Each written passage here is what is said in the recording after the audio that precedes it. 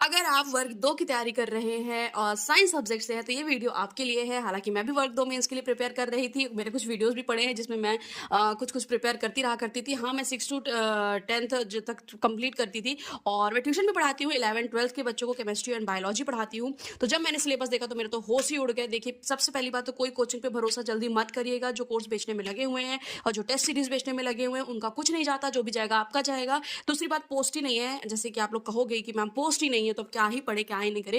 अब पता नहीं आगे क्या हो सकता है, बहुत ही 0.01% है कि अगर ये जो बड़े कोचिंग संस्थान के जो टीचर्स हैं, वो अगर कुछ ज्ञापन वगैरह दें तो शायद कुछ पोस्ट बढ़ाने का वो बढ़े।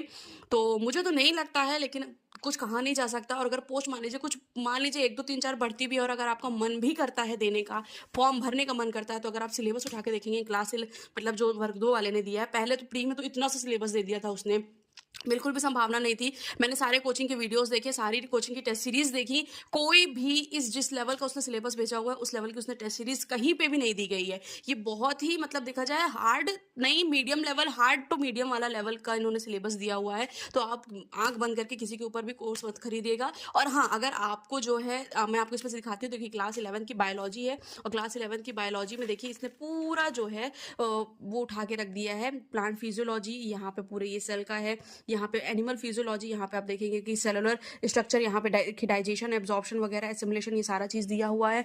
गैसेस एक्सचेंज दिया हुआ है, सर्कुलेशन ऑफ बॉडी फ्लूइड दिया हुआ है, एक्सक्रीशन दिया हुआ है और skeletal system, nervous system, endocrine system, ये सारी चीज़ें इसने दी हुई हैं। ये सीधा 11th का पूरा सिलेबस उठा के रख दिया है। रिप्रोडक्शन पूरा दिया हुआ है, कुछ-कुछ पॉइंट को काट दिया जाए और यहाँ पे हम कुछ इकोलॉजी वगैरह का भी देख सकते हैं। हालाँकि मैंने इतने ध्यान से देखा नहीं है इकोलॉजी वाला पोर्शन, लेकिन ये जो एनिमल फिजियोलॉजी और जो पूरी प्लांट फिजियोलॉजी है, पूरी यूनिट से भरी हुई है। तो अगर आपको चाहिए कि बायो को आपको एक बार देखना है, एक बार जानना है जिस हिसाब से उसने सिलेबस दिया, क्योंकि उसने सिर्फ ये लिख दिया और उसके अंदर इतने सारे टॉपिक हैं, तो कोई आसान बात नहीं है कि हम इसको 2 महीने में कंप्लीट कर पाएँ। और दूसरी बात, ये कोई थ्योरी पेपर नहीं है तो कि हम जो है इसको लिख के या लर्न करके याद करके चले जाएँगे। इसमें एमसीक्यू इसमें से निकालना व्हिच इज़ मोस्ट डिफिकल्ट काम। तो कोई भी टेस्ट सीरीज़ या कोई भी मतलब जो टेस्ट सीरीज़ है जो इस लेवल का क्वेश्चन नहीं करा रही है, तो आप किसी भी कोचिंग पे बिलीव मत करिएगा, सोचिए, समझिए, उसके बाद चीज़ों को आगे बढ़ाइएगा।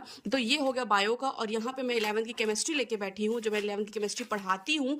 तो ये भी बहुत ही ज़्यादा हैवी सिलेबस है। अगर 2 महीने की बात की जाए कंप्लीट करने के लिए, तो यहाँ पे पीरियोडिसिटी भी दिया हुआ है, स्ट्रक्चर ऑफ एटम्स भी दिया हुआ है, बेसिक केमिस्ट्री भी दिया हुआ है और देखिए ये हाइड्रोकार्बन और ये ऑर्गेनिक केमिस्ट्री पूरी उसने छाप दी है। तो बिल्कुल भी भरोसा मत करिए। मिलते हैं हम नेक्स्ट वीडियो पे। आप जो भी कमेंट करेंगे फिर हम उस बेसिस पे चर्चा करेंगे कि वर्ग 2 की तैयारी का क्या कैसे किया जाए। लेकिन अभी अगर आपको देखना है तो शिवलाल की बुक उठाइए और उसमें सारे टॉपिक से गो थ्रू करिए, तो आपको समझ में आएगा कि आपको क्या करना है, क्या पढ़ना है, क्या नहीं पढ़ना है। कोचिंग में मत जाइए। तो अभी आप